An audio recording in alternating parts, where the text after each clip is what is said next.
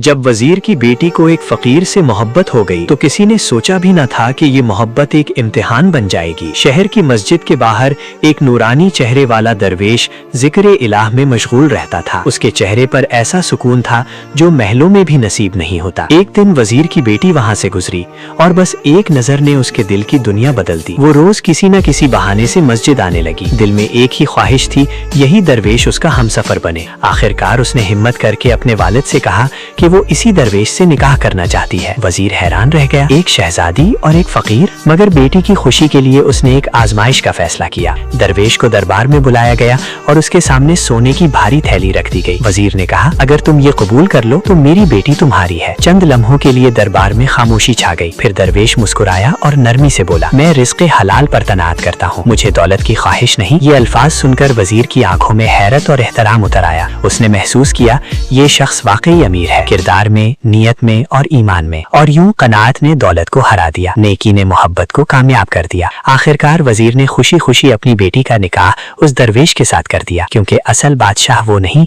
जो तख्त पर बैठे, बल्कि वो है जो अपने नफ्स पर हुकूमत करे।